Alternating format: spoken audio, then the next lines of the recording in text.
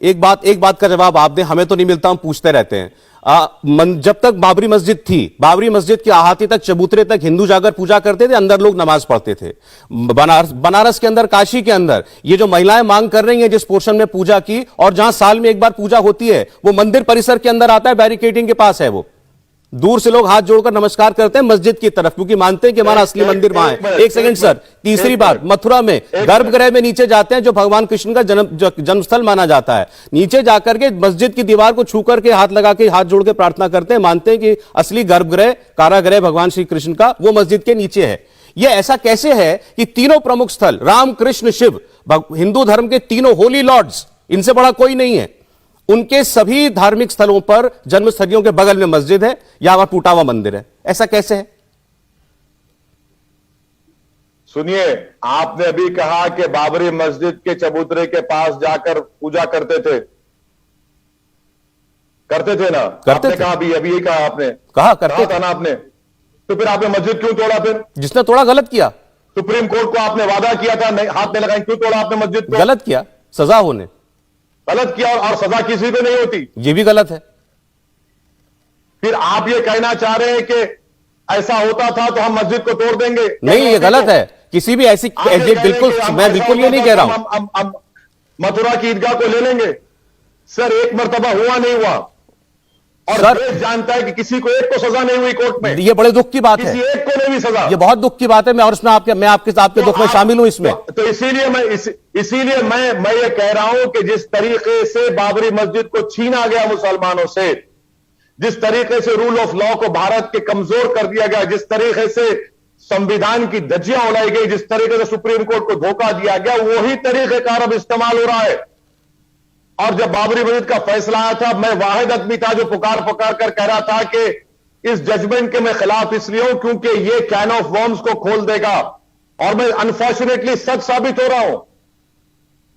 लेकिन जो आदमी बनारस में जाके अपनी आंख से देखता है कि मस्जिद की पिछले की गुंबद पर मंदिर की दीवार साफ दिखाई दे रही है, मंदिर की दीवार की नक्काशी साफ दिखाई दे रही है, उसको वहां जाके क्या महसूस होता होगा सर?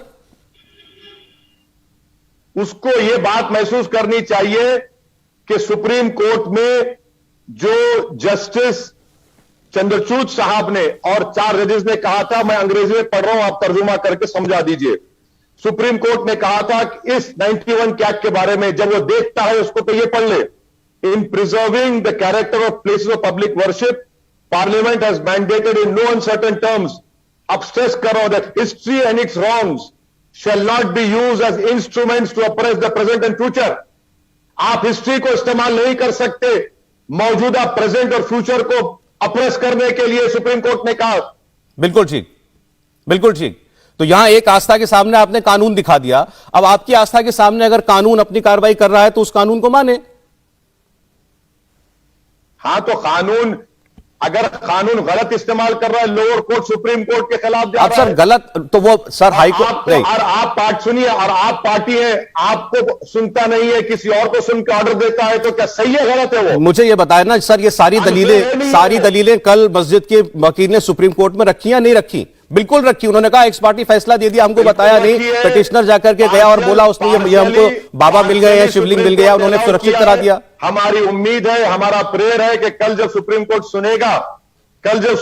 सुनेगा, इंशाअल्लाह ताला मुकम्मल जस्टिस करेगा। बैलेंस करने की जरूरत नहीं है, इंसाफ करिए, मुकम्मल इंसाफ करिए। और इंसाफ ये कह रहा है कि आप ही का सुप्रीम कोर्ट का जजमेंट है, पार्लियामेंट का 91 का एक्ट है जो नेचर एंड कैरेक्टर को चेंज नहीं कर सकता। जी अच्छा, एक सवाल का और जवाब दे दें। अब अगर सुप्रीम कोर्ट ने भी कह दिया है, जी हेलो, अच्छा ठीक है सर, ठीक। असदुद्दीन ओवैसी साहब दरअसल लगातार बहुत सारे इंटरव्यू दे रहे हैं, 10-10 मिनट का वक्त वो दे रहे थे, नहीं तो उनसे सवाल बहुत हैं करने के लिए। उम्मीद करते हैं कि कुछ वक्त बाद, कुछ अरसे बाद दोबारा उनसे बात करने का हमें मौका मिलेगा। लेकिन जो भी बातें वो कह रहे हैं, उनकी दलीलें सारी कानून पर टिकी हुई हैं। इसमें यह पहलू यह भी है कि जो भी कुछ काशी में हुआ है, लोअर कोर्ट के ऑर्डर से वो नाराज हैं, उसको गलत मानते हैं, उसको सुप्रीम कोर्ट के ऑर्डर के खिलाफ मानते हैं। लेकिन यह बात सही है कि लोअर कोर्ट में, सिविल जज के कोर्ट ने जो भी आदेश दिए, उन सबको चुनौती पहले हाई कोर्ट में दी गई, हाई कोर्ट से उस पर रोक नहीं लगी, उसके बाद सर्वे की कार्रवाई हुई, उसके बाद मामला सुप्रीम कोर्ट में कल लगा। सुप्रीम कोर्ट ने भी उस लोअर कोर्ट की पूरी कार्रवाई पर रोक नहीं लगाई, सर्वे की फाइंडिंग्स पर कोई रोक नहीं लगाई। केवल इतना भर कहा कि वहां पर मुसलमान नमाजियों के मस्जिद में आने पर कोई रोक नहीं है, लेकिन जहां पर भी शिवलिंग मिलने का दावा किया जा रहा है उस एरिया की सुरक्षा करना वहां के प्रशासन की जिम्मेदारी होगी। और यही ऑर्डर जो है वो लोअर कोर्ट ने भी दिया था, जिसके खिलाफ अभी ओवैसी जी बात कर रहे थे।